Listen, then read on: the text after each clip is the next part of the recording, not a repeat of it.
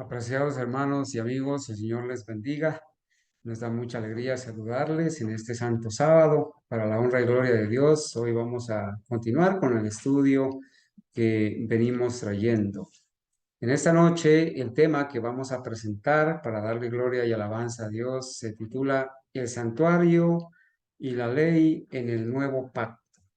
Estaremos estudiando este tema por lo menos en dos o tres partes, y lo más seguro es que en el transcurso de la semana y de los días podremos ahondar y ampliar este hermoso estudio que vamos a iniciar esta noche. El santuario y la ley en el nuevo pacto. Quizás alguno de ustedes se preguntará, bueno, ¿por qué ese título? El santuario y la ley en el nuevo pacto. Bueno, lo que nos ha motivado a presentar en realidad este tema, a recordarlo, ¿verdad? Y a presentarlo para que nosotros nos podamos afianzar en la verdad presente.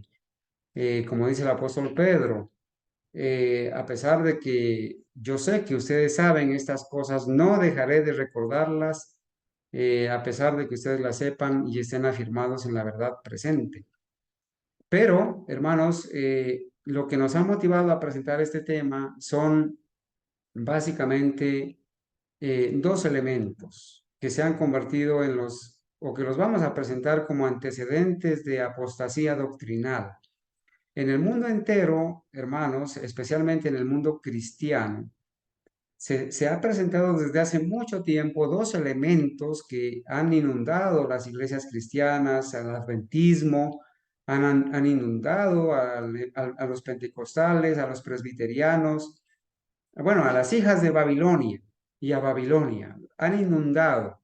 Y estos dos problemas están resumidos aquí, en afirmar a través de los púlpitos y de los líderes y de los pastores modernos, afirmar que no hay santuario literal en el cielo, que todo el cielo es un santuario, un lugar santísimo, pero que no hay dentro del cielo un santuario literal, ¿sí? Y cuando estudiemos la parte del ataque al santuario, vamos a mostrar las evidencias. Bueno, es muy común que los evangélicos calvinistas, ¿cierto? Presbiterianos, pentecostales, eh, ellos aceptan o no aceptan, mejor, ellos aceptan la mentira de que no hay santuario en el cielo y no aceptan la existencia de un santuario celestial. Igualmente, hermanos, en la literatura adventista de los últimos años, como se abrazó doctrina evangélica calvinista, ya en los libros de preguntas sobre doctrina y en otros libros de los eruditos adventistas, ya se enseña directamente y abiertamente de que no hay santuario literal. Estaremos mirando los escritos proféticos que enseñan que se iba a llegar un día donde se iba a negar la, la existencia del santuario. Bueno, se iba a pisotear la doctrina del santuario. Y el segundo aspecto que queremos presentar como antecedente de apostasía doctrinal es que el mundo cristiano, el mundo evangélico y también el mundo adventista ha caído en este problema de apostasía que se llama la ley de Dios fue abolida, ¿cierto? En el nuevo pacto. O sea que en el nuevo pacto no hay ley, fue clavada en la cruz, fue abolida, o que como estamos en el nuevo pacto, ya Cristo obedeció por nosotros. Como nacimos pecadores, no podemos dejar de pecar hasta que Cristo venga. Y entonces ya no vamos a guardar la ley, porque guardar la ley es dejar de pecar. Pecar es violar la ley. Y entonces, como nacimos pecadores, dicen ellos, entonces no vamos a dejar de pecar, no podemos dejar de pecar. Eso quiere decir que no se puede guardar la ley. En base a estos dos puntos de apostasía doctrinal, es que va a girar el tema de esta noche, en base a estos dos puntos. Lo que queremos hacer, hermanos, es reafirmar la fe en la pureza doctrinal del santuario. del santuario celestial, ¿sí? Y reafirmar la fe en la eternidad e inmutabilidad de la ley de Dios. Gracias a Dios hemos venido presentando algunos temas que nos han llevado, ¿cierto?, a poder explicar cómo la ley de Dios estuvo presente en el primer pacto y también en el nuevo pacto. Está presente tanto en el primer pacto como en el nuevo pacto. Ese primer pacto que se hizo en el Edén con Adán, se le dio la promesa de que iba a venir un Salvador, un libertador, ¿sí? Y allá en el Edén también se instituyó el sistema de sacrificios que iban a enseñar que en el futuro, en un futuro, iba a venir el Salvador a ponerle fin al pecado, ¿sí? Ese primer pacto fue ratificado también a Abraham, fue también confirmado en el monte Sinaí con Moisés. Y el Señor Jesucristo dio testimonio de que su sangre era la sangre de ese nuevo pacto que incluía de parte de Dios escribir las leyes de Dios en nuestro corazón para obedecerlas. Bueno, entonces, hermanos, lo que queremos hacer esta noche es poner un fundamento bíblico sobre el asunto de la existencia de la ley de Dios, del santuario, de la existencia de un santuario celestial y la evidencia de la existencia de la eternidad de la ley de Dios. Y estaremos revisando textos bíblicos, pero no sin antes, hermanos, decirles que hay precisamente esta frase que ustedes están leyendo allí del libro El Evangelismo, página 165, donde dice que la correcta comprensión del ministerio del santuario celestial es el fundamento mismo de nuestra fe. Tenemos un problema, ¿cierto? Porque la doctrina del santuario celestial o la doctrina del santuario, sí, la doctrina del santuario celestial, la existencia del templo de Dios en el cielo, pues no es aceptada por la mayoría de los cristianos. No aceptan que en el cielo haya un santuario celestial. Y los que la conocieron ahora están pisoteando y están atacando el santuario y vamos a presentar evidencias de eso también. ¿Sí? Entonces, el consejo inspirado es que comprender correctamente el ministerio del santuario celestial es la base, es el fundamento mismo de nuestra fe como adventistas del séptimo día historicistas. La persona que entiende bien la doctrina del santuario, hermanos, no va a ser engañada, va a saber en qué y en quién ha creído. Y esperamos, hermanos, que nosotros estemos bien arraigados en esa fe que una vez fue dada a los santos. Comprender, dice, ¿no? El pueblo de Dios debería comprender claramente el asunto del santuario y del juicio investigador. Hermanos, todos necesitan conocer por sí mismos el ministerio y la obra de su gran sumo sacerdote. De otro modo, les será imposible ejercitar la fe tan esencial en nuestros tiempos o desempeñar el puesto al que Dios los llama. Hermano, la persona que no comprende bien el asunto del santuario y del juicio investigador, hermanos, está en un problema serio, porque primero no va a poder ejercitar la fe que se necesita ejercitar, que es tan esencial en nuestro tiempo. Y por otro lado, no va a poder desempeñar el puesto al que Dios lo llama. Y ustedes después cuando estudiemos este tema, se van a dar cuenta por qué es importante que el pueblo de Dios y las personas sinceras que hay en el mundo entiendan la doctrina del santuario celestial y entiendan el asunto del juicio investigador, porque, hermanos, a través del estudio del santuario vamos a enterarnos de grandes verdades muy solemnes, hermanos, muy solemnes. Y entonces vamos a echar por tierra todas esas doctrinas de demonios, de la restauración próxima literal de Israel en esta tierra, de los 1000 años de paz en esta tierra, de la repetición de las profecías de manera literal en el futuro, en esta tierra. Nos vamos a librar de todos esos engaños de Satanás. Por eso es importante, hermanos, estudiar bien la doctrina del santuario, ¿cierto? Esto lo leímos en el conflicto de los siglos, en la página 542. Como pueblo, debemos ser estudiantes fervorosos de la profecía. No debemos descansar hasta que entendamos claramente el tema del santuario, que ha sido presentado en las visiones de Daniel y de Juan en el Apocalipsis. Hermanos amados, hermanos y amigos queridos que escuchan estos temas, entendemos que hay muchos amigos que escuchan estos temas para la honra y gloria de Dios. A ellos también los saludamos. Para ellos hablamos, para que no se sientan atacados, ni más faltaba. Queremos que por favor conozcan también la verdad y vamos a usar un fundamento bíblico para explicar, hermanos, la existencia del santuario celestial en los libros de Daniel y Apocalipsis y en el libro de Hebreos también. De eso depende muchísimo, hermanos, muchísimo. La salvación depende de conocer la pureza doctrinal.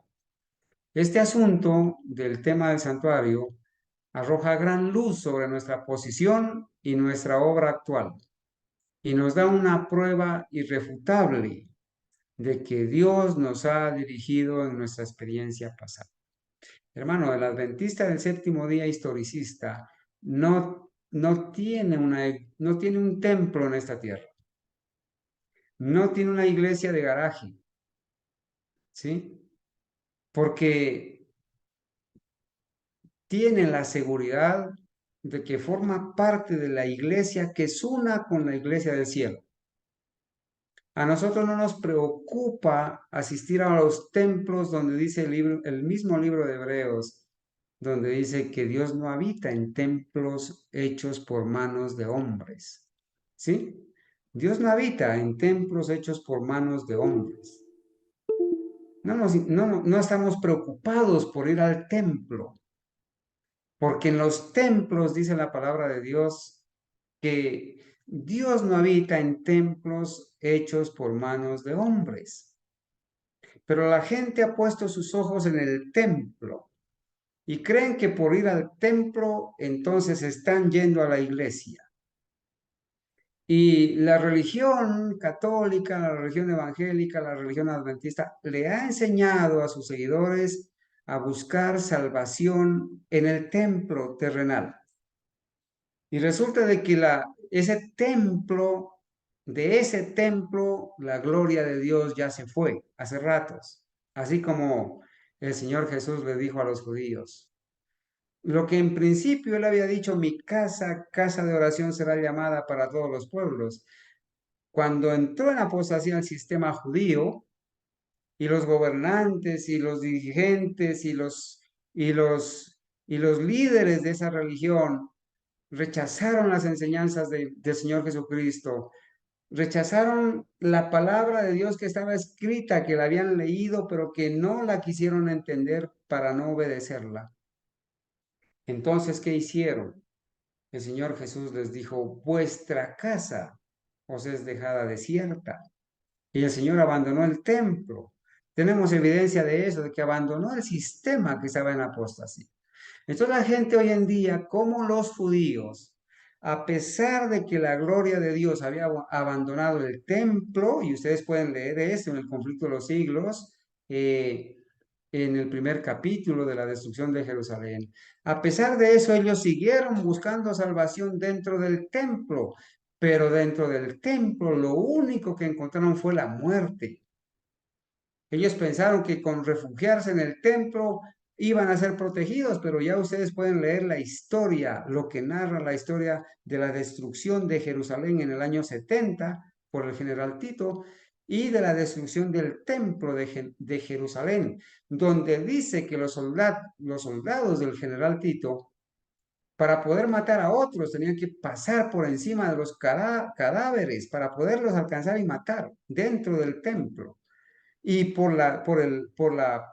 por las gradas del templo, por el atrio, iba la sangre y corría como ríos por las calles de Jerusalén, la sangre de los que se refugiaron en el templo.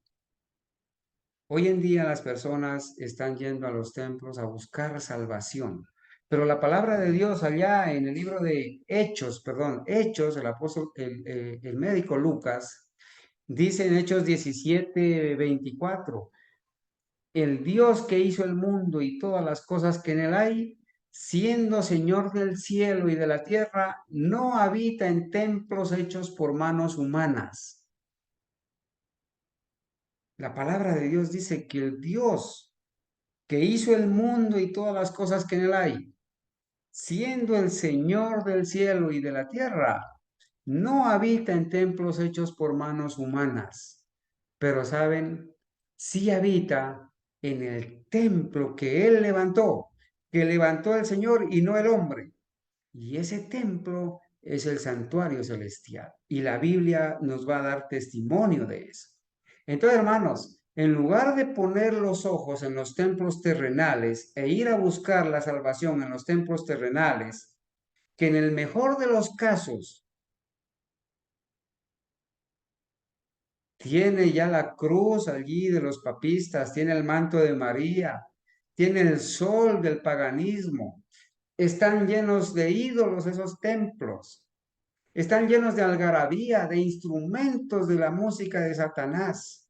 En lugar de ir a buscar salvación en esos templos, por favor, saquemos tiempo para escudriñar las escrituras y estudiar, hermanos, este tema que lo hemos titulado de esta manera, ¿cierto?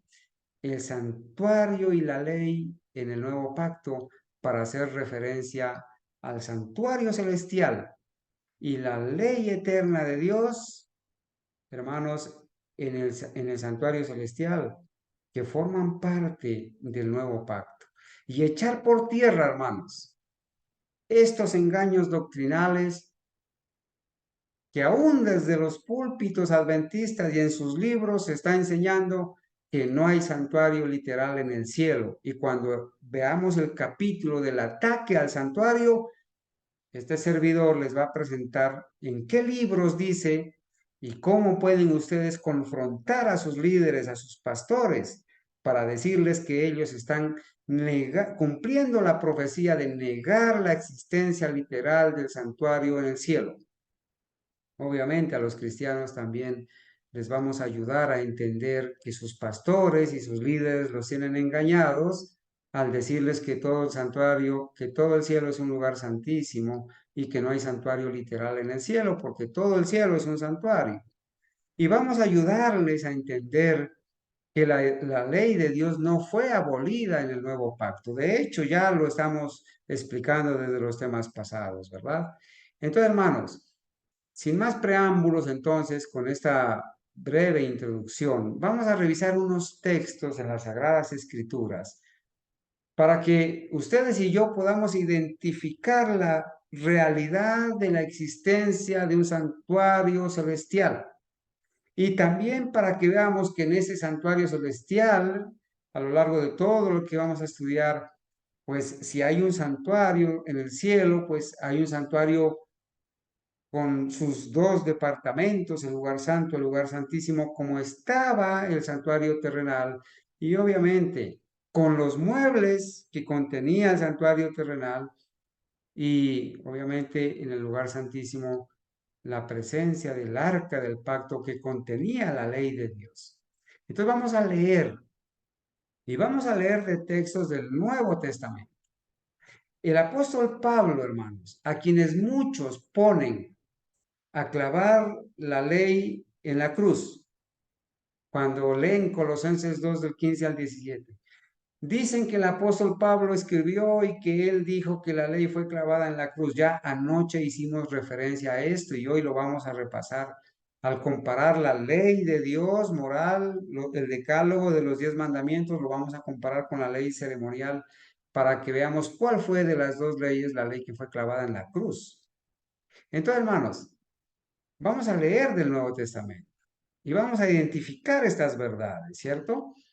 Allá en Hebreos 8, 1 y 2 dice así: ahora bien, dice el apóstol Pablo, el punto principal de lo que venimos diciendo es, bueno, el apóstol Pablo, cuando comienza a escribir la carta a los hebreos, comienza a escribirles y cuando llega a cierta parte que está consignada en los primeros 7 capítulos de Hebreos, ahora dice, de todo lo que yo les estoy escribiendo, lo más importante, el punto principal de lo que venimos diciendo es, dice, es que tenemos tal sumo sacerdote. Bueno, el apóstol Pablo habla de un sumo sacerdote, no de un sumo pontífice, sino de un sumo sacerdote, que es Cristo. Es que tenemos tal sumo sacerdote. Y este sumo sacerdote, dice Pablo, el cual se sentó a la diestra del trono de la majestad en los cielos. Pablo da testimonio que hay un sumo sacerdote que se sentó a la diestra del trono de la majestad en los cielos, en los cielos. Hay un sumo sacerdote que se sentó a la diestra. Estas frases solamente se le aplican a Jesús, a Jesucristo, ¿sí? Y Pablo lo presenta a Jesucristo como ministro del santuario, que está en el cielo, porque Él es el sumo sacerdote que se sentó a la diestra del trono de la majestad en los cielos. Y lo presenta como ministro del santuario. O sea que en el cielo hay un santuario en el cual está ministrando Jesús, que es el sumo sacerdote. Ministro del santuario y de aquel verdadero tabernáculo que levantó el Señor y no el hombre. Hermanos, yo podría terminar en este momento, yo podría terminar el tema aquí y levantarme e irme, porque la palabra de Dios no hay que añadirle.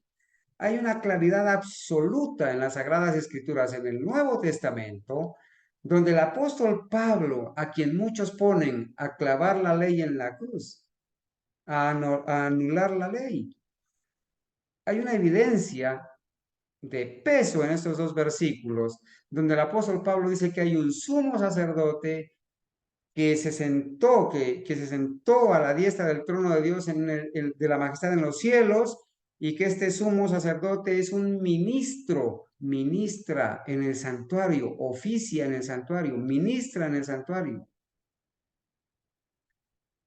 Y de aquel verdadero tabernáculo, de aquel verdadero santuario, de aquel verdadero templo que levantó el Señor y no el hombre. Por eso, hermanos, leíamos ahí en la palabra de Dios hace un momento, ¿verdad? En Hechos 17:24.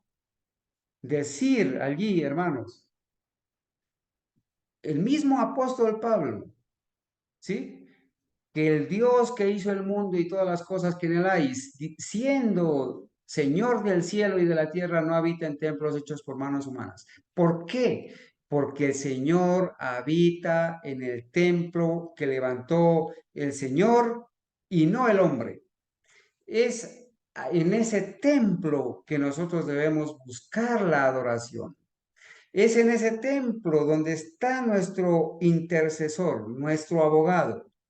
No es en los templos hechos por manos humanas, templos cargados de paganismo, de idolatría, de mentira, donde se predican, hermanos, doctrinas de demonios, donde se enseña desde los púlpitos a violar la ley de Dios, a pisotear el santo sábado.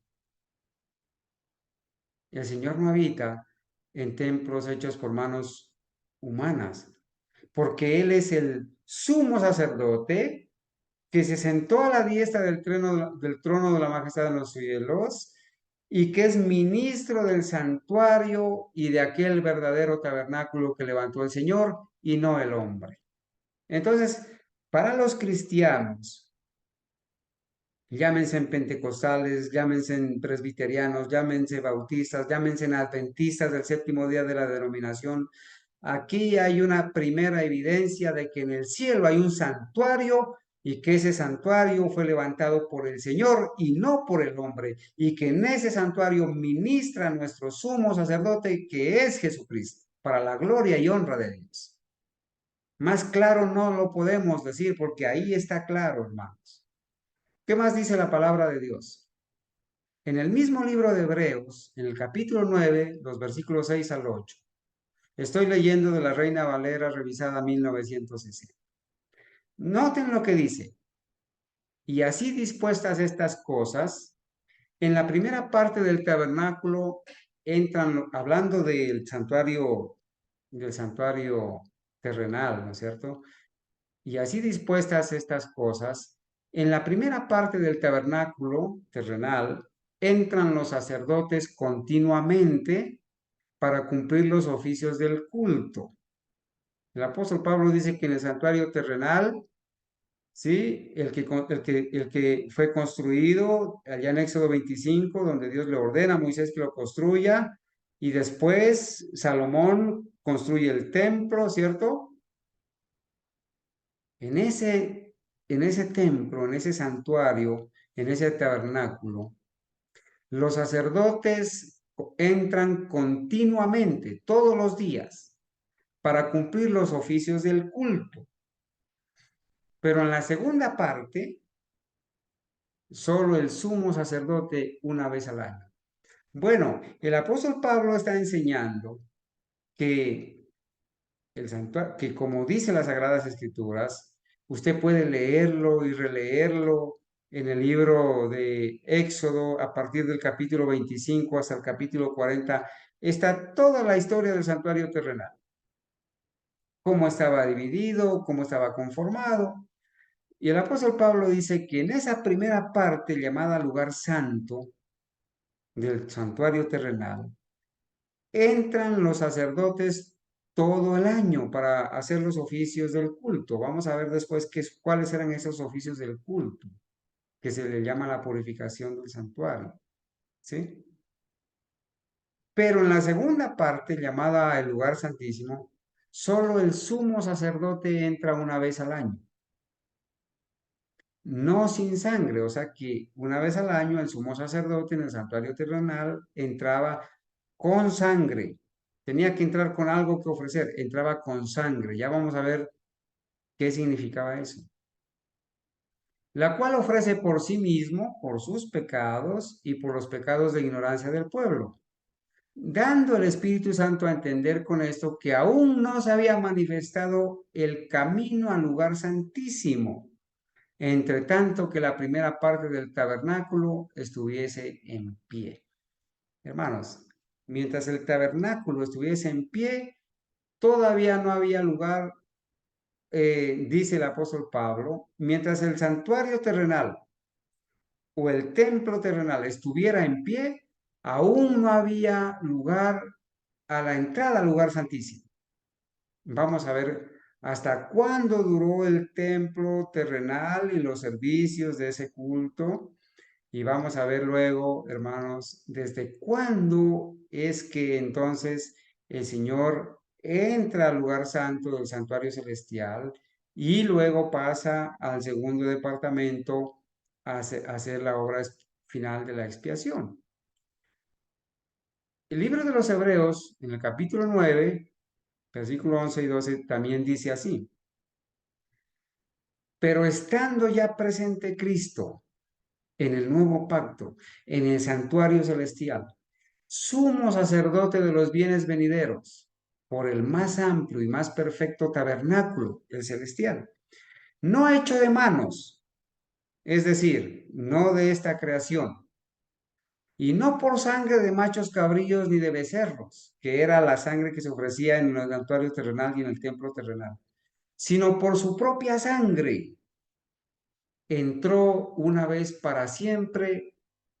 Aquí la traducción la quise poner, ¿cierto? Para que mostrarles a ustedes que aún en el adventismo se ha atacado el santuario y se ha tergiversado este texto y se le ha puesto ahí, entró una vez para siempre, dice esta versión, en el lugar santísimo, pero en realidad la versión correcta es que entró en el lugar, en el santuario. Y la palabra santuario, utilizada allí en Hebreos 9:12, es la palabra agión, agión, que significa dos lugares santos. Y la lectura correcta de este texto, traducida correctamente, debería decir, y no por sangre de machos cabríos ni de becerros, sino por su propia sangre, entró una vez para siempre en el santuario, en los dos lugares santos, lugar santo, lugar santísimo, habiendo obtenido eterna redención. Pero aquí hay testimonio también, hermanos, de que el apóstol Pablo, que escribe Hebreos, en Hebreos 9, dice que ya estando presente Cristo, sumo sacerdote, otra vez, sumo sacerdote, por el más amplio y más perfecto tabernáculo, no hecho de manos, o sea, el santuario celestial, no de esta creación, y no por sangre de machos cabríos o de animales o de becerros, sino con su propia sangre entró en el santuario celestial,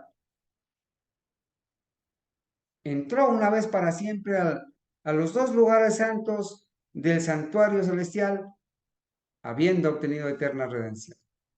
Aquí en Hechos, en Hebreos 9, hay testimonio del apóstol Pablo que en el cielo, el sumo sacerdote, entró al santuario, a los dos lugares santos, entró, ¿sí? A un santuario, a un tabernáculo no hecho de manos humanas, no de esta creación. Aquí hay testimonio de eso, hermanos. ¿Cómo vamos a negar la existencia de un santuario literal en el cielo si el apóstol Pablo da testimonio de eso? Un texto más, Hebreos 9:15. Así que, dice él, por eso es mediador de un nuevo pacto. El nuevo pacto tiene santuario, hermano, para que interviniendo muerte para la remisión de las transgresiones que había bajo el primer pacto, los llamados reciban la promesa de la herencia eterna. El apóstol Pablo da testimonio de que en el nuevo pacto está el santuario celestial. El nuevo pacto tiene santuario, santuario celestial. Pero la gente, los cristianos hoy en día dice, estamos en el nuevo pacto, nos vamos para los templos terrenales y ya no hay ley, está abolida, está clavada en la cruz, no puedo dejar de pecar porque nací pecador, entonces tengo licencia, tengo permiso para seguir pecando. Eso es lo que dicen desde los púlpitos.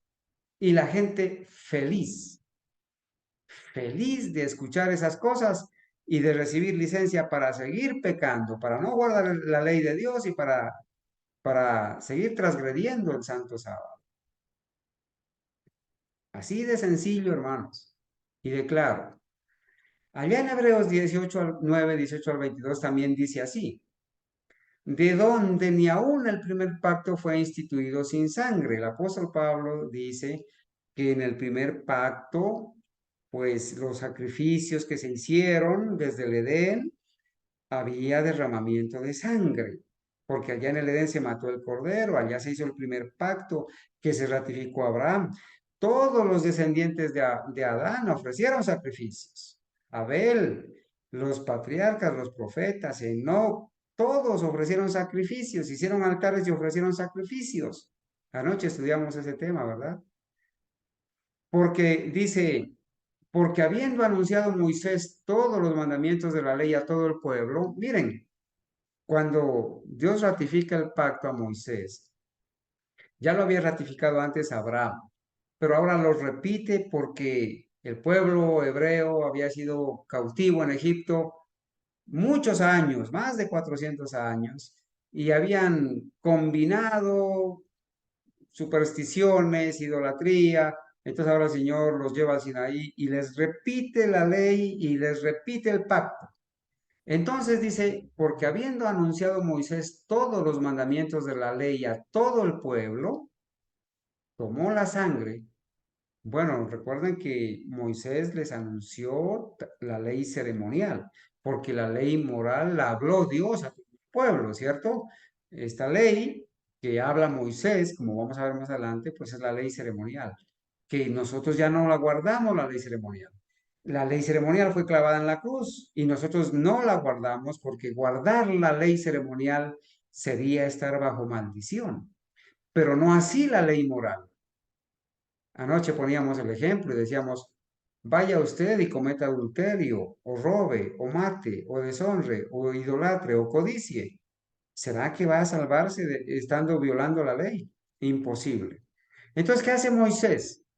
Habiendo anunciado Moisés todos los mandamientos de la ley a todo el pueblo, tomó la sangre de los becerros y de los machos cabrillos con agua, lana escarlata y sopo y roció el mismo libro de la ley de Moisés y también a todo el pueblo, diciendo, esta es la sangre del pacto que Dios os ha mandado.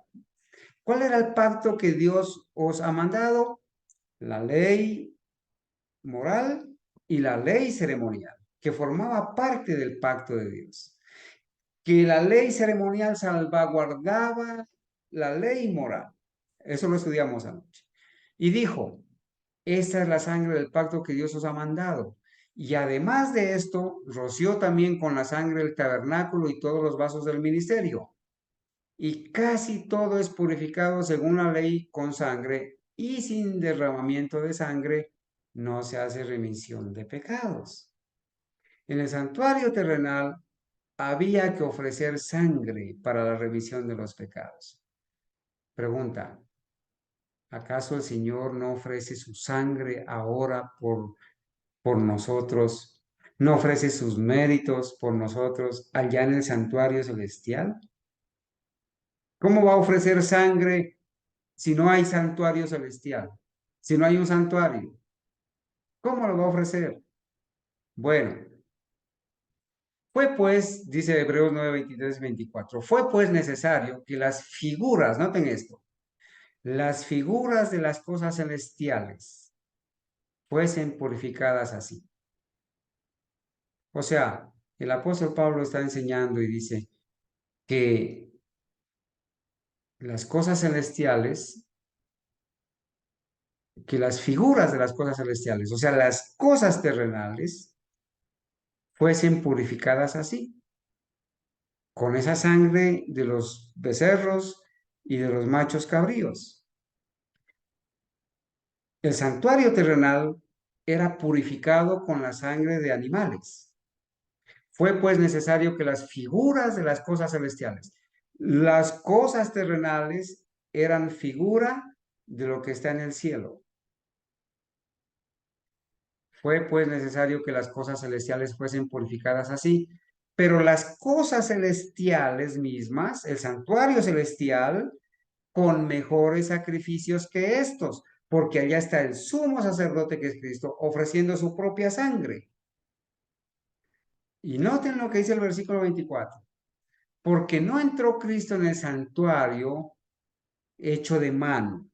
O sea, Cristo no entró en un santuario terrenal hecho por manos humanas. Entró, dice, porque no entró Cristo en el santuario hecho de mano, figura del verdadero.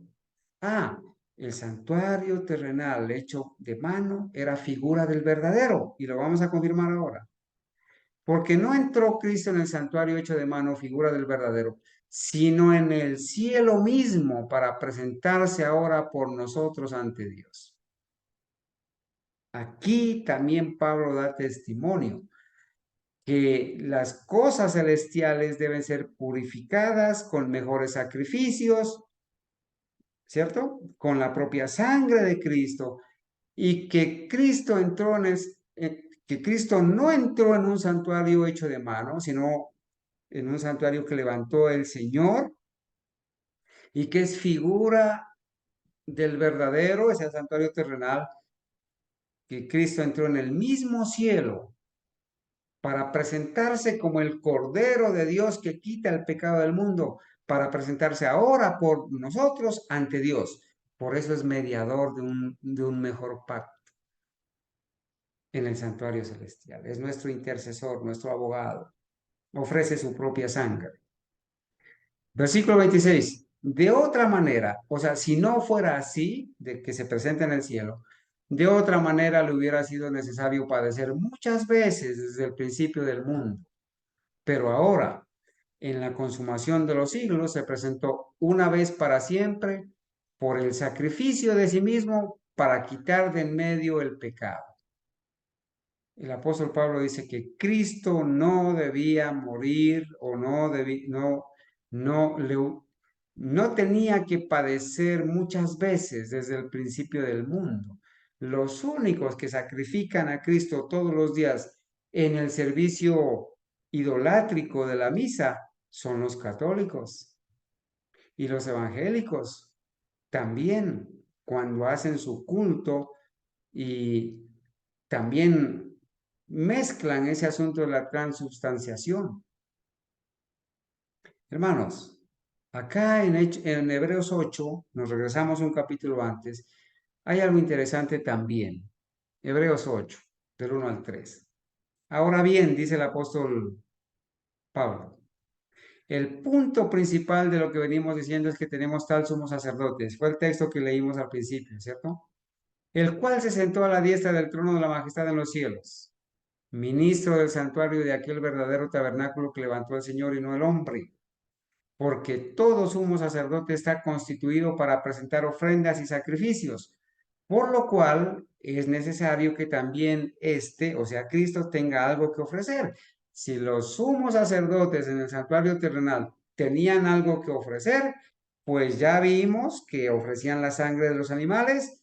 Ahora Cristo, que entró en el santuario celestial, ¿cierto? En los cielos, que es ministro del santuario, ministro de aquel verdadero tabernáculo que levantó el Señor y no el hombre, ofrece su propia sangre en favor nuestro. Versículos 4 y 5 de Hebreos 8. Así que, si estuviese sobre la tierra, ni siquiera sería sacerdote. Hermanos, al Señor Jesucristo no lo iban a dejar oficiar allí en el templo, ¿verdad? No lo iban a dejar oficiar porque no lo iban a aceptar. Ni siquiera sería sacerdote. Habiendo aún sacerdotes que presentan las ofrendas según la ley, eran los sacerdotes terrenales, los cuales sirven a lo que es figura y sombra de las cosas celestiales. Todos esos ritos en ese santuario terrenal era figura y sombra de las cosas celestiales, de lo que se hace en el cielo, en el santuario celestial. Como se le advirtió a Moisés cuando iba a erigir el tabernáculo. ¿No? Miren lo que se le dijo a Moisés cuando iba a construir el tabernáculo, diciéndole, mira, Moisés, haz todas las cosas conforme al modelo que se te ha mostrado en el monte. Al modelo que se le mostró en el monte. Y ahora vamos a entrar en detalles. ¿Cuál era ese modelo?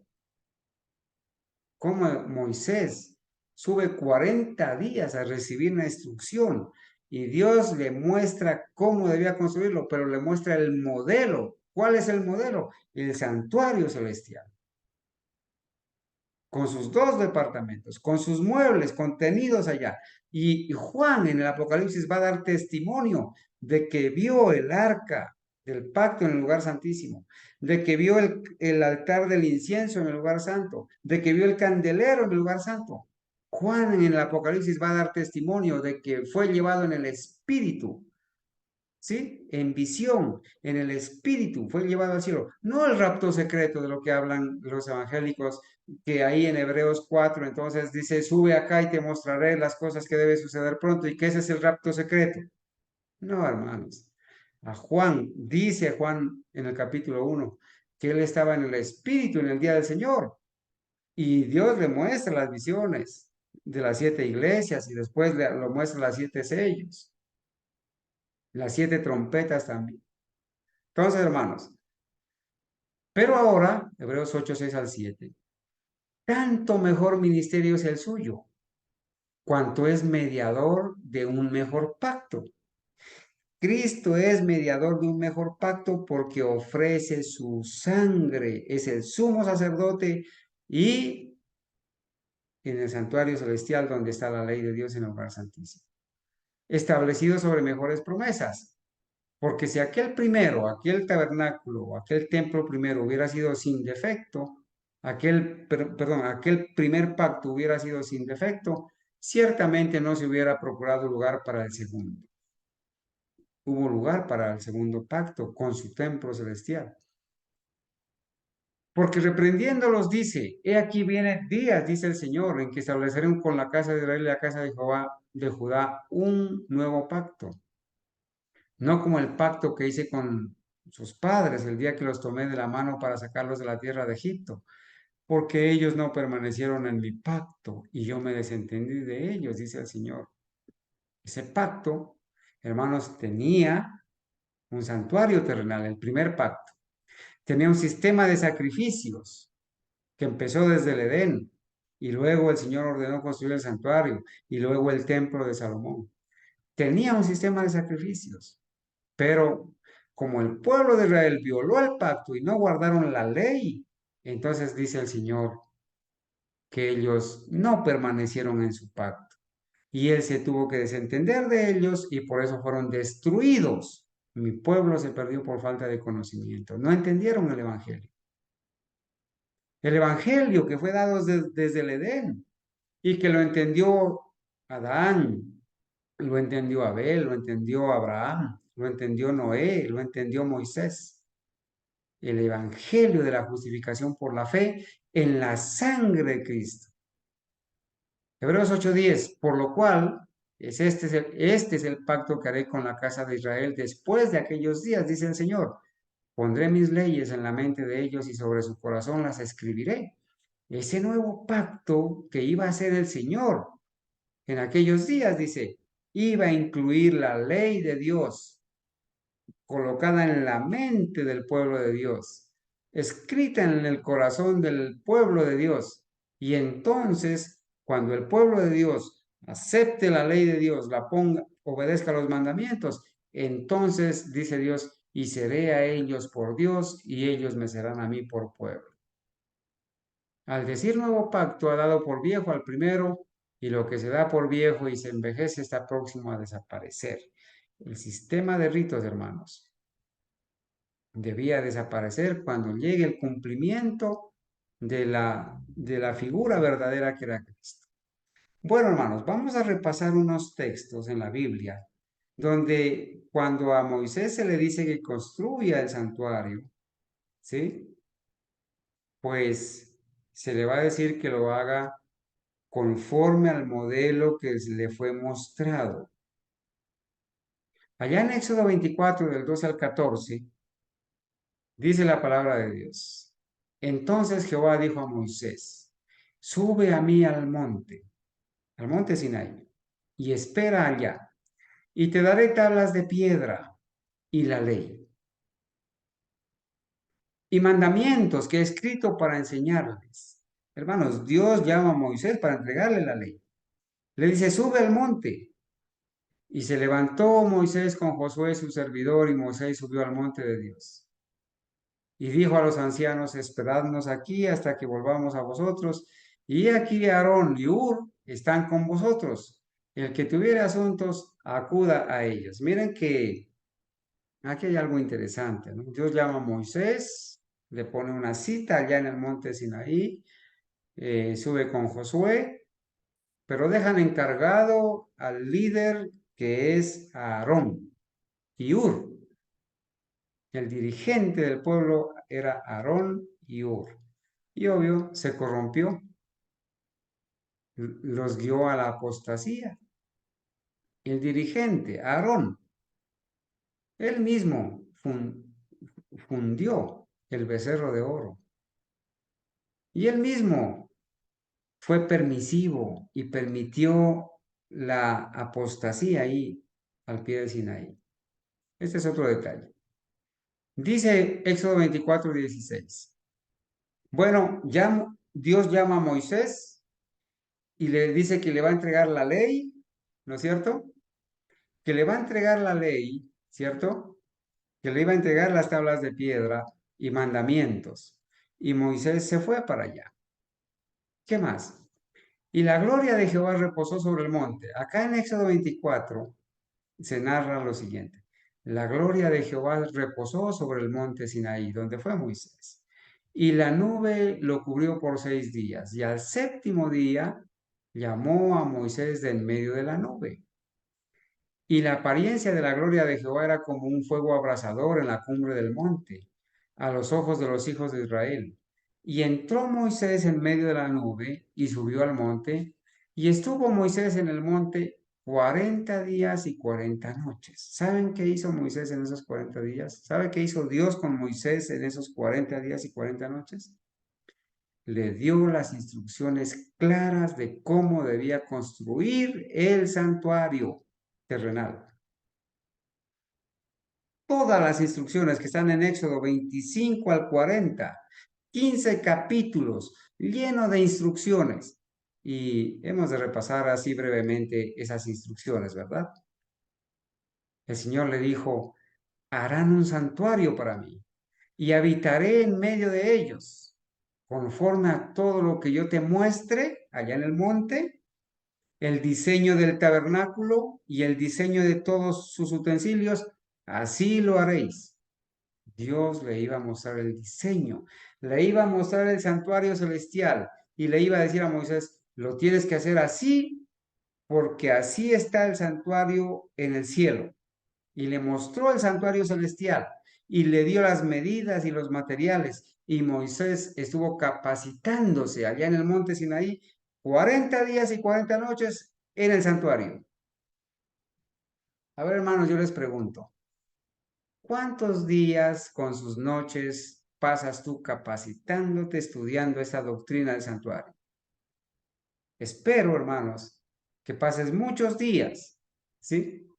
No vamos a decir nosotros aquí que vamos a hacer 40 días de oración, ni 40 días de ejercicios espirituales de los jesuitas, pero aquí hay una referencia donde Moisés recibió capacitación conociendo el santuario celestial, conociéndolo, Dios le mostró, lo instruyó, lo capacitó para que él bajara con las tablas de la ley.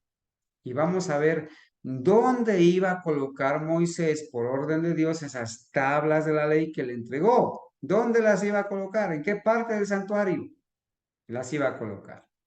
¿Y dónde fue que Juan en el Apocalipsis ve esas mismas tablas de la ley? Ve el arca, ¿cierto? Mira, le dice, y hazlos conforme al modelo que te ha sido mostrado en el monte. Moisés no tenía que inventarse nada. A Moisés se le mostró el modelo, y el modelo era el santuario celestial. Una cita más, y alzarás el tabernáculo conforme al modelo que te fue mostrado en el monte. Vez tras vez, ¿sí? Le dice de acuerdo o de la manera que te fue mostrado en el monte.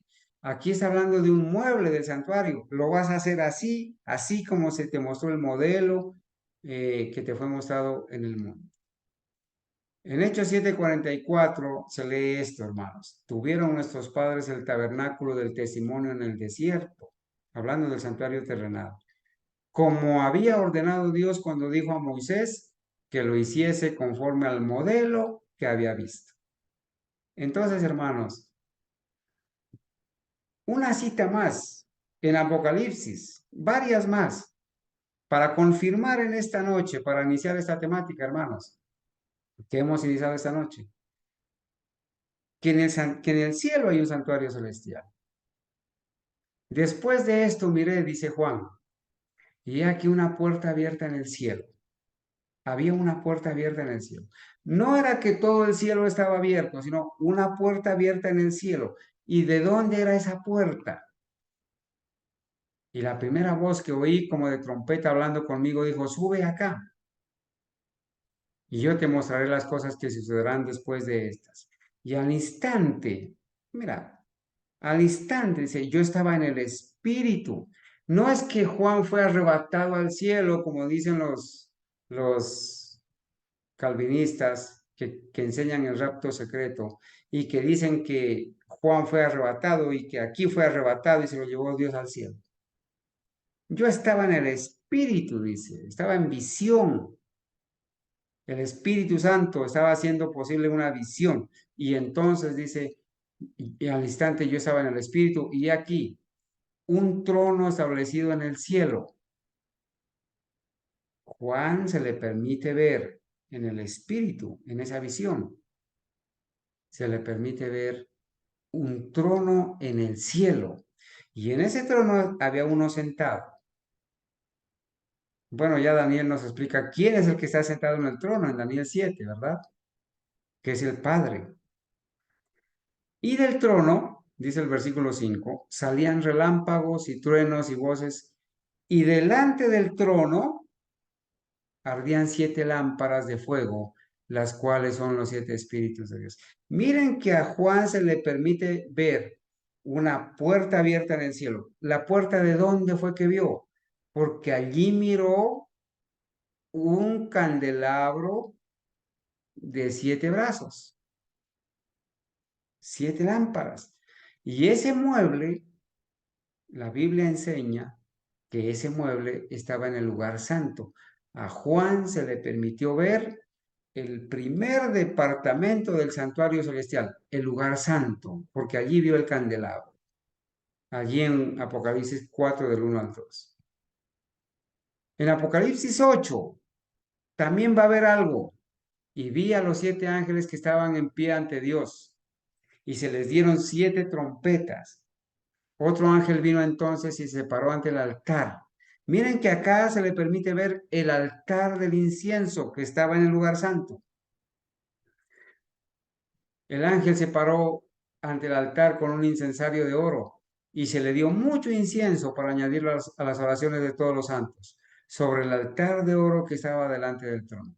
Entonces a Juan se le permite ver el santuario celestial, la puerta del lugar santo que está abierta y ve primero el candelabro en Apocalipsis 4, el candelabro de 7 lámparas, 7 brazos, y ve el altar del incienso en Apocalipsis 8. Y noten qué interesante. Ya se le mostró el lugar santo, ahora se le va a mostrar el lugar santísimo, el segundo departamento del santuario celestial. En Apocalipsis 11:19 dice, y el templo de Dios fue abierto en el cielo. ¿Acaso estoy leyendo mal, hermanos? ¿Acaso no dice las Sagradas Escrituras que el templo de Dios fue abierto en el cielo, que en el cielo hay un templo y que Juan en el Espíritu ve que el templo de Dios fue abierto en el cielo? Y noten, cuando a Juan se le permite ver que el templo de Dios fue abierto en el cielo, ¿qué ve? Y el arca de su pacto se veía en el templo. Y esa arca del pacto estaba en el lugar santísimo. Ahora a Juan se le permite ver el lugar santísimo del santuario celestial. Hermanos, y cuando usted estudia en detalle el santuario terrenal, usted se va a dar cuenta que tenía lugar santo, lugar santísimo, que en el lugar santo había 3 muebles, estaba el candelabro de 7 brazos, la mesa de los panes y el altar del incienso, y que en el lugar santísimo estaba el arca del pacto, y dentro del arca estaba la ley de Dios. A Moisés se le ordenó que colocara la ley, las tablas de la ley que le fuera entregado, inclusive por segunda vez, porque las primeras las rompió. Esas tablas de la ley que le fueron entregadas, esas tablas de piedra, debía colocarlas dentro del arca. Ahora a Juan se le permite ver el lugar santo en principio, ahora se le permite ver el lugar santísimo y allí ve el arca. Hermanos, y si ve el arca, esa arca ¿qué contiene? La ley de Dios. Y si a Juan en el Apocalipsis se le permite ver el arca que está en el lugar santísimo del santuario celestial, nos enseña 2 cosas. Primero, que en el cielo existe un santuario literal, el santuario celestial, donde Cristo es el sumo sacerdote que ofrece su propia sangre, mediador de un mejor pacto, y que en ese lugar santísimo dentro del arca está la ley de Dios, y por lo tanto si se le muestra la ley de Dios a Juan en el Apocalipsis, es porque la ley de Dios está vigente para la gloria y honra de Dios. No ha sido clavada en la cruz, no ha sido abolida, y si está vigente es porque nosotros tenemos el deber de guardar los mandamientos de Dios, de obedecer esa ley en la justicia de Cristo y por el poder que Dios nos da. Hermanos, leamos unos comentarios sobre esto que acabamos de leer para ir terminando. Bueno, todavía tengo unos 20 minutos. Como se ha dicho, recuerden que vamos a comentar esto, una figura de las cosas celestiales. El santuario terrenal era figura y sombra de las cosas celestiales, como lo leímos en Hebreos. ¿Sí? Como se ha dicho, el santuario terrenal fue construido por Moisés conforme al modelo que se le mostró en el monte.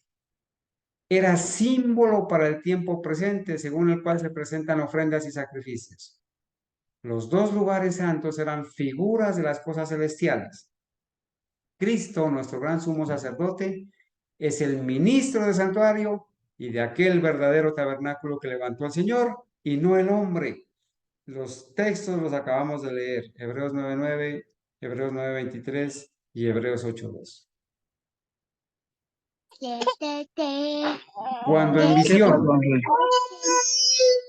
cuando en ¿Qué visión se le pasó? mostró al apóstol Juan el templo de Dios que está en el cielo, vio que allí ardían 7 lámparas de fuego. Vio también a un ángel que tenía un incensario de oro y se le dio mucho incienso para añadirlo a las oraciones de todos los santos sobre el altar de oro que estaba delante del trono. A Juan se le permitió ver, hermanos, el lugar santo del santuario celestial. Se le permitió al profeta contemplar el lugar santo del santuario celestial y vio que allí ardían 7 lámparas de fuego y el altar de oro, representados por el candelero de oro y el altar del incienso o perfume en el santuario terrenal. Nuevamente a Juan, allá en Apocalipsis 11:19, nuevamente el templo de Dios fue abierto en el cielo y vio el lugar santísimo detrás del velo interior, detrás del segundo velo. Allí contempló el arca de su pacto, representada por el arca sagrada construida por Moisés para contener la ley de Dios. Hermanos, toda la instrucción que Dios le dio en esos 40 días y 40 noches a Moisés era mostrándole el santuario celestial para que construyera ese santuario terrenal conforme al modelo que se le mostró. Y la palabra de Dios en el Nuevo Testamento, en el libro de los Hebreos y en el libro de Apocalipsis da testimonio de que en el cielo hay un santuario celestial. El nuevo pacto tiene santuario celestial y en el santuario celestial, en el lugar santísimo dentro del arca, está la ley de Dios vigente. Moisés hizo el santuario terrenal conforme al modelo que había visto. Pablo declara que el tabernáculo y todos los vasos del ministerio, después de haber sido hechos, eran símbolos de las cosas celestiales, como leímos en Hechos 7:44 y en Hebreos 9:21 y 23. Y Juan dice que vio el santuario celestial. Dice Juan allí en Apocalipsis 11:19. Después de esto vio una puerta abierta en el cielo y vio ahí el arca. Juan dice que vio el santuario celestial. Ese santuario en el cual Jesús oficia en favor de nosotros es el gran original del cual el santuario construido por Moisés era una copia. ¿Dónde está entonces el santuario original? No hecho de mano, sino levantado por el Señor en el cielo. Es hacia el templo del cielo, al santuario celestial, hermanos, donde nosotros debemos dirigir nuestras oraciones. No es en los templos terrenales, es en el santuario celestial donde el Señor ofrece su sangre y a nuestras oraciones Él las acepta, las mezcla con su justicia y las presenta al Padre y de esa manera son aceptadas. Ningún edificio terrenal podría representar la grandeza y la gloria del templo celestial, ni siquiera con el templo de Salomón. La morada del Rey de Reyes, el santuario celestial, hermanos.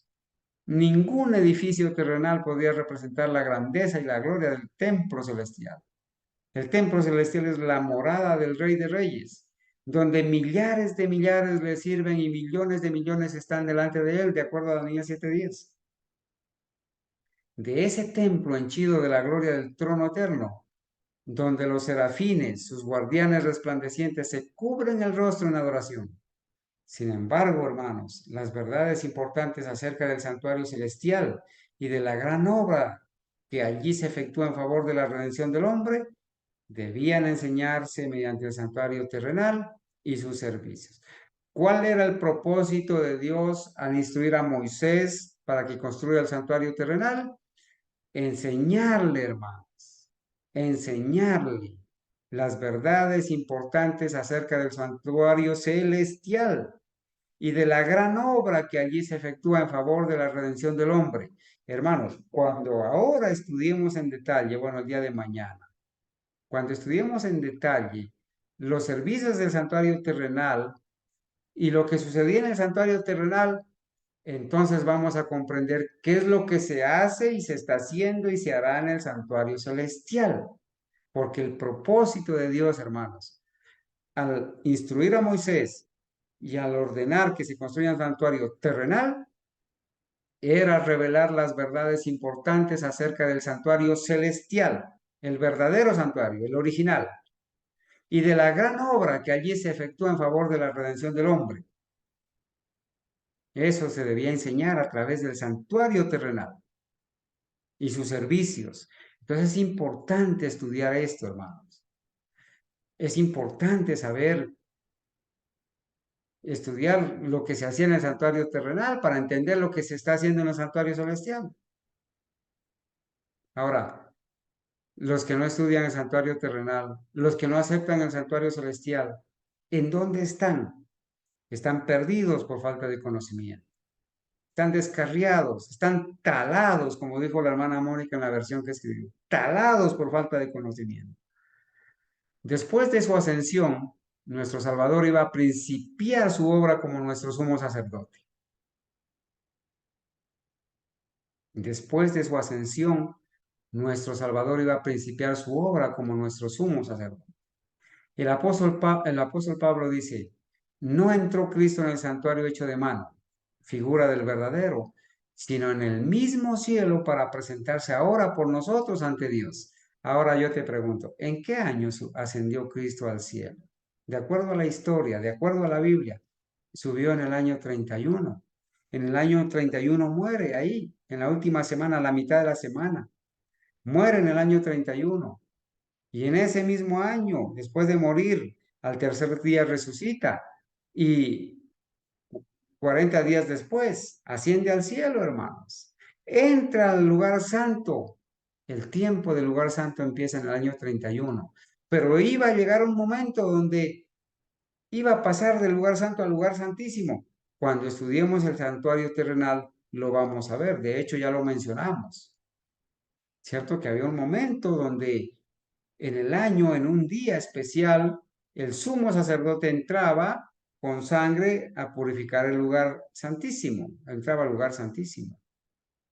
Como el ministerio de Cristo iba a constituir en dos grandes divisiones, el ministerio de Cristo iba a constituir en dos grandes divisiones, lugar santo, lugar santísimo, ocupando cada una un periodo de tiempo y teniendo un sitio distinto en el santuario celestial. Un tiempo en el lugar santo y luego un tiempo en el lugar santísimo. Así como se hacía en el santuario terrenal, que es figura y sombra del verdadero tabernáculo que levantó el Señor y no el hombre. Como el ministerio de Cristo iba a constituir en dos grandes divisiones, lugar santo y lugar santísimo, ocupando cada una un periodo de tiempo y teniendo un sitio distinto en el santuario celestial, asimismo la administración típica, o sea, del santuario terrenal, consistía en el servicio diario y en el servicio anual. Y a cada uno de ellos se dedicaba una sección del tabernáculo. Durante todo el año se hacía en el lugar santo y una vez al año, en el día de la expiación, se hacía en el lugar santísimo. Entonces el Señor Jesús también tenía un lugar, un tiempo en el lugar santo y iba a tener un tiempo en el lugar santísimo.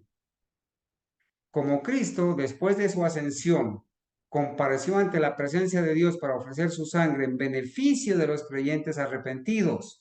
Ojo con esto, hermanos. El Señor no ofrece su sangre en beneficio de los que no se arrepienten, de los que no le aceptan, de los que pisotean su ley. No, hermanos. El Señor ofrece su sangre. Compareció ante la presencia de Dios para ofrecer su sangre en beneficio de los creyentes arrepentidos, de los que le aceptan, de los que aceptan su justicia. Así, hermanos, en el servicio diario del santuario terrenal, en el lugar santo, el sacerdote rociaba la sangre del sacrificio en el lugar santo en favor de los pecadores arrepentidos. ¿Por qué? Porque el pecador arrepentido debía venir trayendo un cordero y debía hacer una oración poniéndole las manos sobre la cabeza de ese animal para transferirle sus pecados.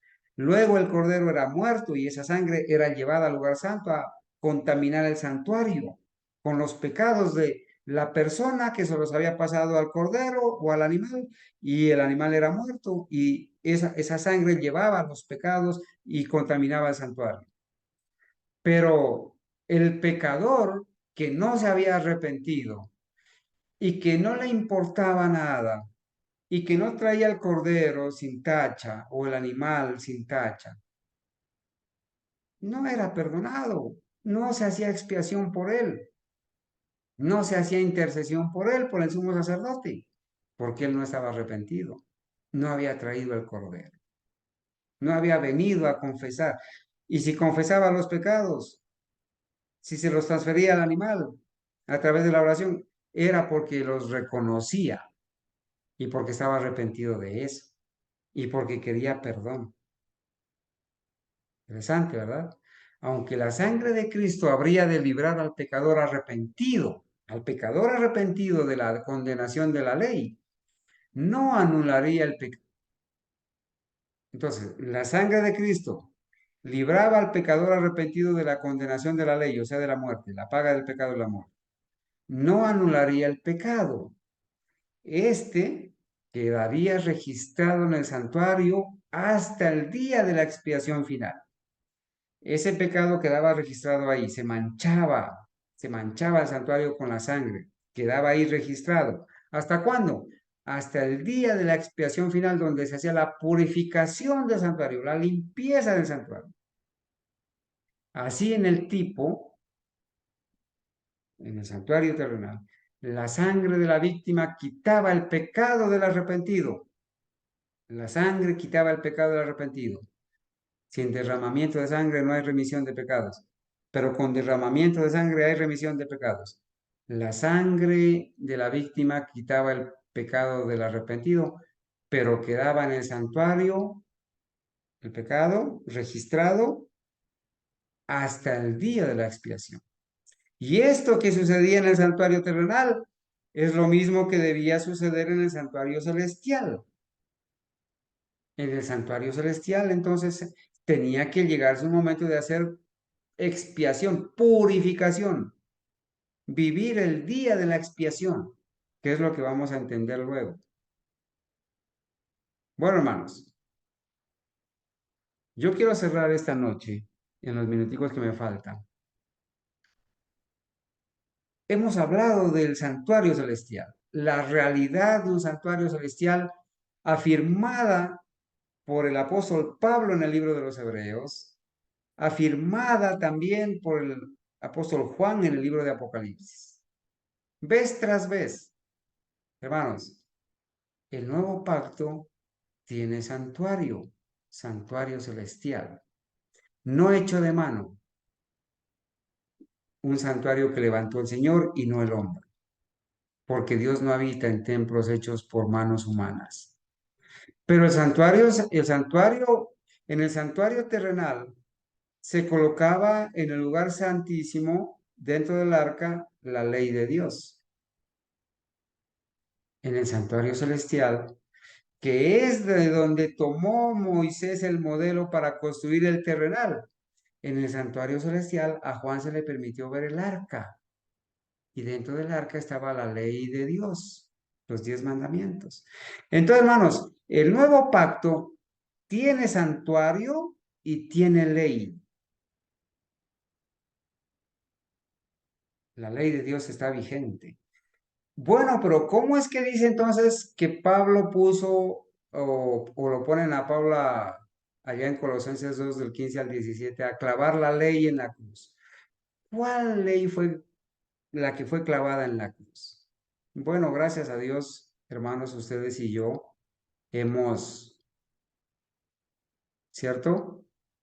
Ustedes y yo hemos repetido o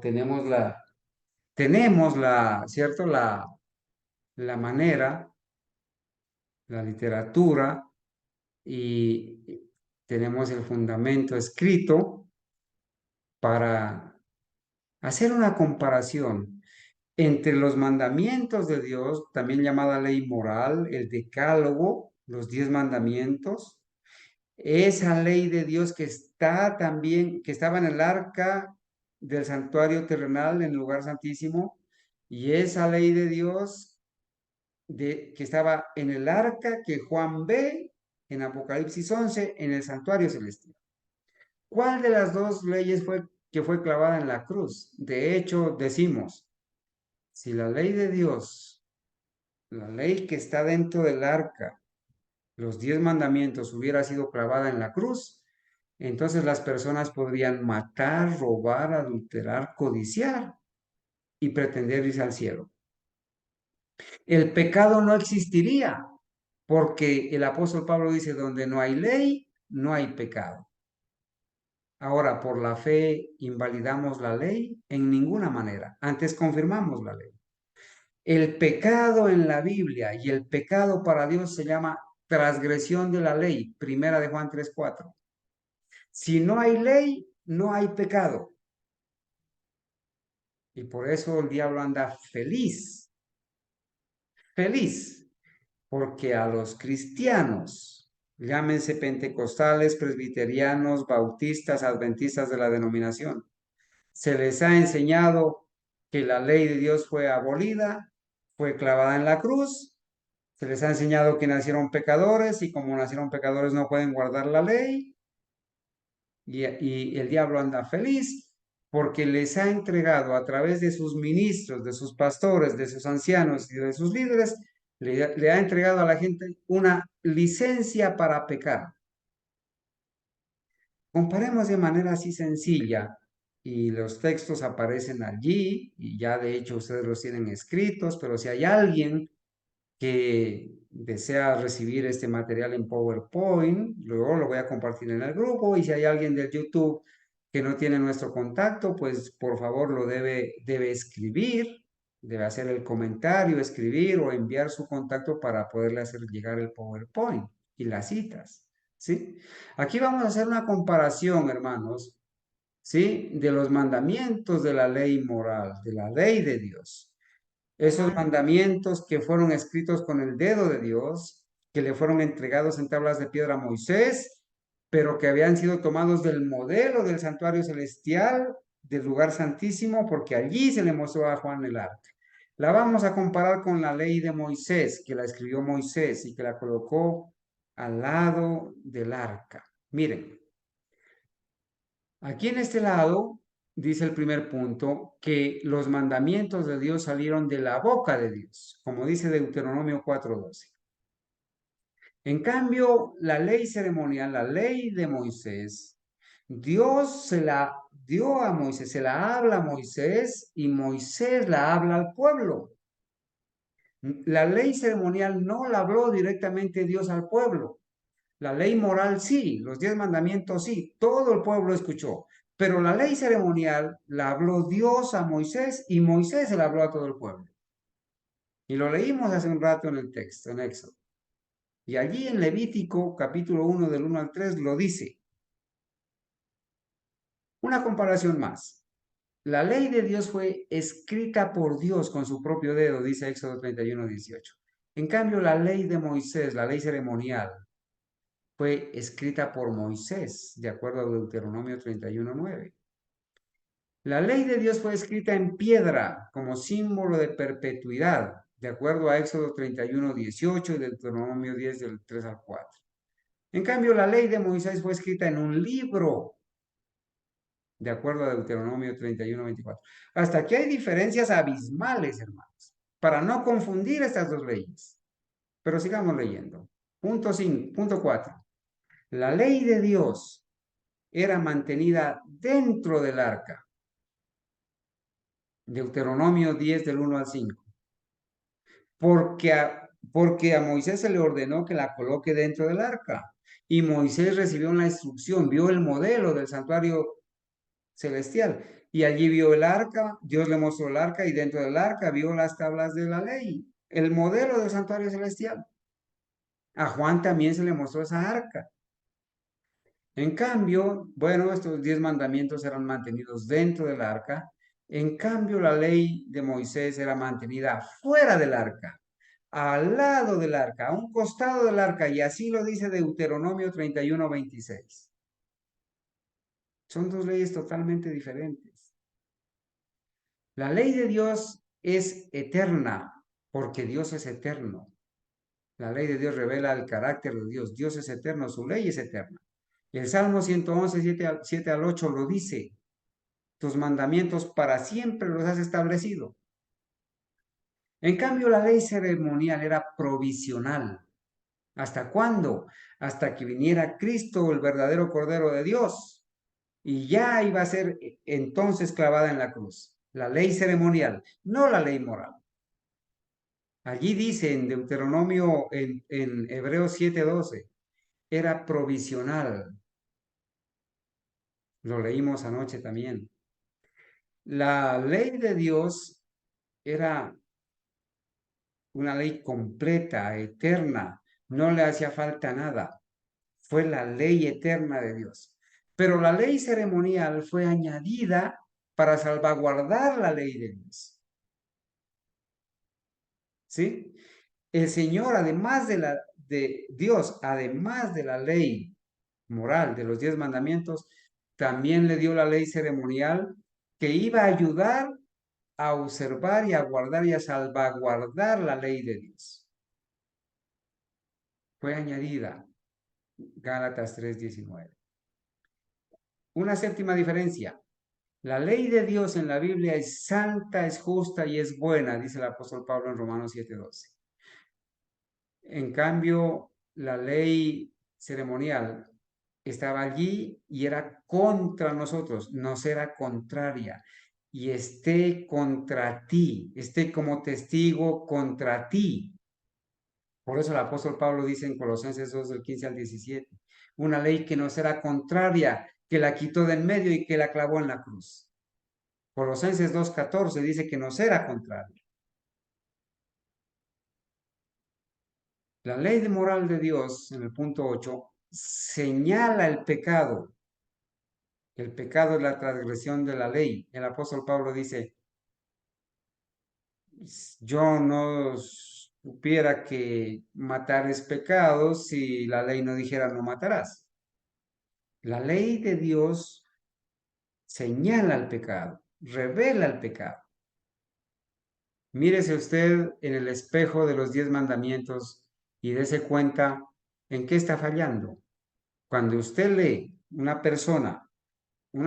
cualquier persona que esté robando, lee en los mandamientos, no robarás, entonces el Espíritu Santo lo convence y dice, estás pecando, porque estás violando el mandamiento que dice no robarás.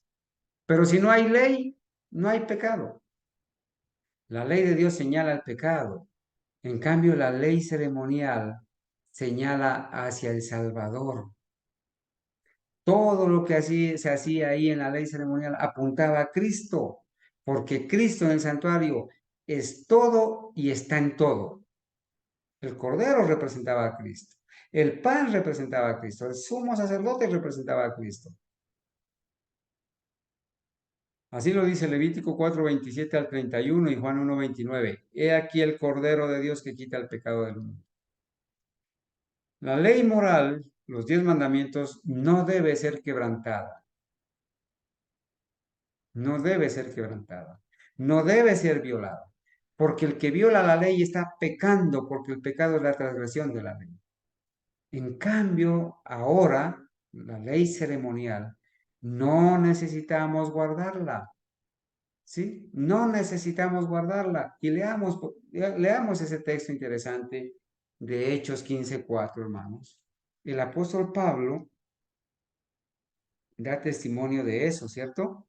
En Hechos 15:4, esos textos no los quise poner ahí porque ya hemos estudiado en anteriores ocasiones, dice, y llegados a Jerusalén, perdón, 15:24 es el texto, por cuanto hemos oído que algunos que han salido de nosotros, a los cuales no dimos orden, os han inquietado con palabras perturbando vuestras almas, mandando circuncidaros y guardar la ley.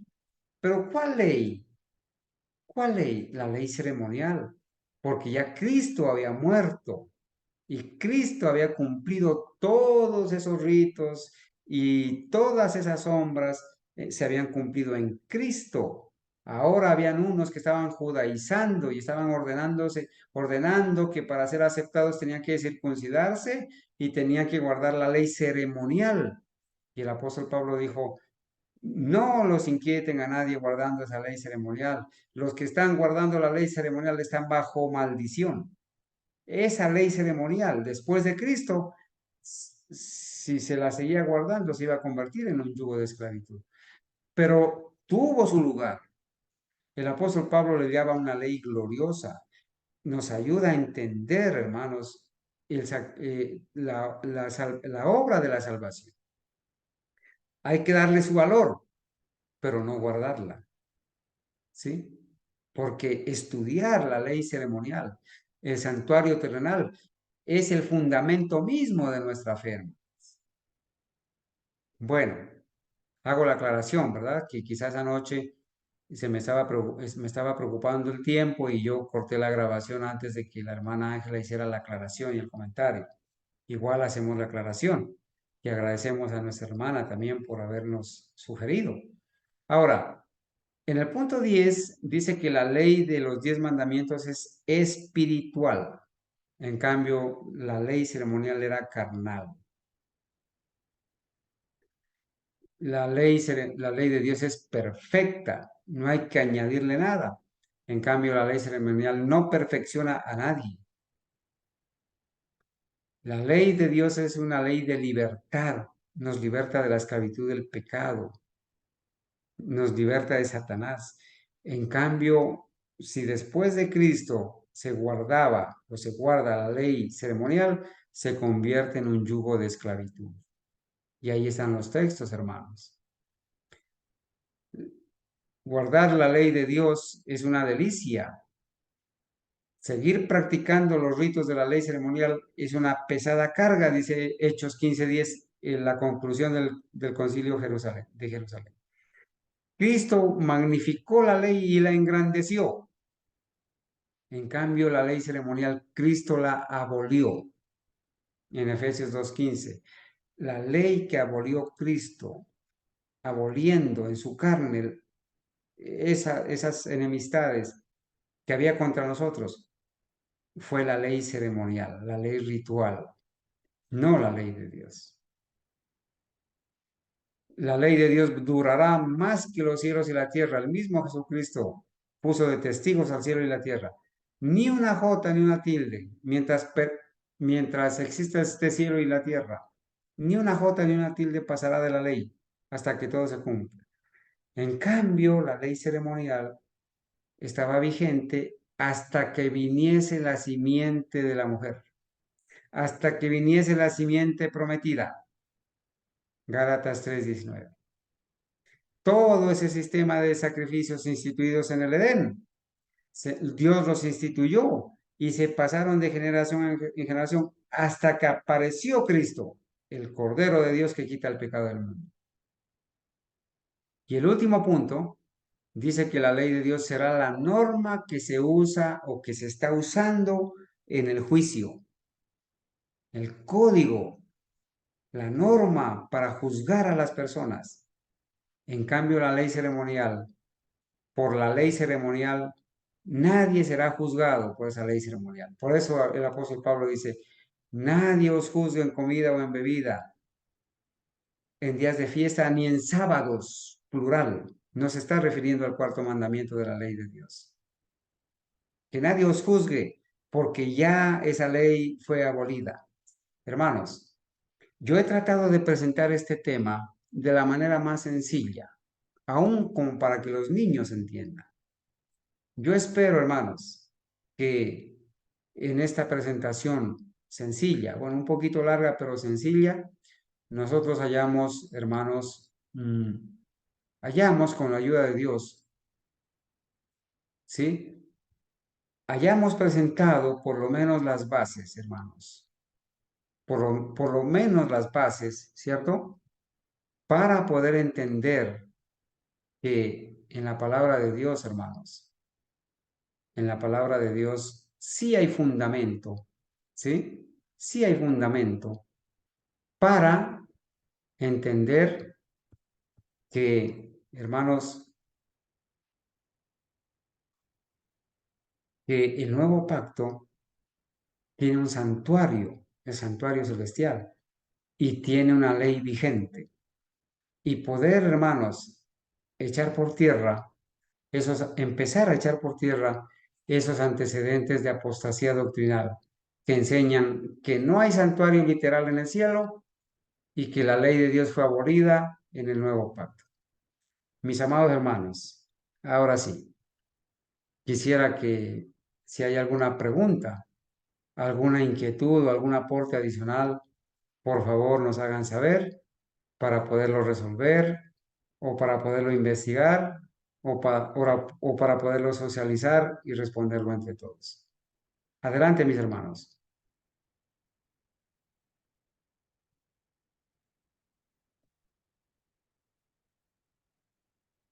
Bueno, hermanos, entonces, por las horas que han avanzado, vamos a ir de rodillas.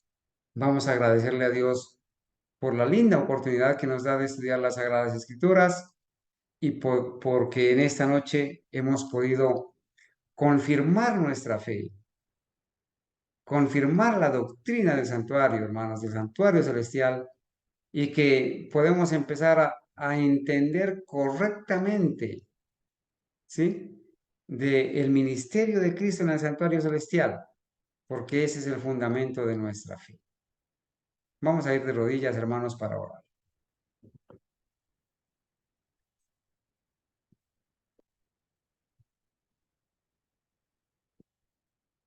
Bendito Padre Celestial, a ti damos gratitud y alabanza en esta noche, Señor. Gracias, Padre mío, por tu palabra escrita. Gracias porque tú has tenido misericordia de nosotros, así como instruiste a Moisés allá en el monte Sinaí, 40 días y 40 noches mostrándole la realidad del santuario celestial, el modelo, el santuario no hecho de mano de hombre, sino levantado por el mismo Señor. Así como lo instruiste a él, Señor, instruiste a tu pueblo, también nos has instruido a nosotros. Gracias, Señor, porque tenemos un sumo sacerdote en el santuario celestial. Él ofrece su propia sangre en nuestro favor. Él presenta su justicia y sus méritos en favor de nosotros. Gracias porque el Espíritu Santo nos ha convencido de pecado. Hemos venido, Señor, aquí de rodillas. Ahora ya no ofrecemos sacrificios terrenales, ya no matamos corderos, ya no matamos becerros, ya no ofrecemos la sangre de toros o de machos cabríos, porque la sangre de Cristo, del verdadero cordero, es ofrecida y Él hace expiación en el santuario celestial, en el lugar santísimo, en nuestro favor. Sus sacrificios son los mejores sacrificios. Sus ofrendas, su sangre, Señor, a través de ella podemos ser perdonados, podemos ser restaurados. Señor mío, yo te ruego por aquellas personas que hasta ahora han venido creyendo que no hay santuario literal en el cielo, Te ruego por aquellas personas que equivocadamente han venido aceptando la mentira del diablo de creer que la ley de Dios fue clavada en la cruz. Te ruego que las perdones, Señor. Muchos de ellos pecaron quizás por no conocer la verdad, quizás por poner sus ojos en sus pastores, en sus sacerdotes, en sus ancianos, en sus líderes. Pero ahora, Señor, ahora está esta verdad siendo revelada, esta verdad que siempre estuvo escrita allí, siempre ha estado escrita desde que se escribió, Señor, las escrituras. Gracias, Padre mío, porque el escrito está que hemos revisado en esta noche nos ha dado el fundamento para aceptar que en el nuevo pacto existe el santuario celestial y que el nuevo pacto tiene santuario y que ese santuario contiene la ley de Dios. Señor mío, ayúdanos a seguir ahondando en estas verdades. Concédenos la bendición, Señor, de poder estudiar tu palabra, poderla compartir y poder seguir creciendo en la fe, siendo afirmados en la pureza doctrinal y en esa fe que una vez fue dada a los santos. Bendice a mis hermanos, bendice a las personas que van a escuchar este tema. Te ruego, Señor, que en el nombre de Jesucristo podamos ser escuchados, ser perdonados, ser aceptados y que esas verdades, Señor, se afirmen en nuestra mente. Que esa ley, Señor, que tú has prometido escribir en nuestro corazón, escribir en nuestra mente, se haga una realidad. Que nos ayudes a obedecerla por amor, que nos ayudes a guardarla, que nos ayude, Señor, a ser libertados obedeciendo la ley, libertados del pecado, libertados de Satanás, libertados de la tentación. Padre mío, gracias por escucharnos. Lo hacemos, Señor, la oración en los méritos y en la justicia de nuestro Señor Jesucristo. Amén. Amén. Amén. Amén. Amén. Amén. Bueno, mis hermanos, vamos a entonar un himno muy bonito que se llama Por la justicia de Jesús. Esperamos que al cantar este himno que tiene doctrina pura, nos podamos deleitar y exaltar y podamos exaltar el nombre del Señor Jesucristo esta noche. Por la justicia de Jesús se llama el himno. Lo vamos a cantar.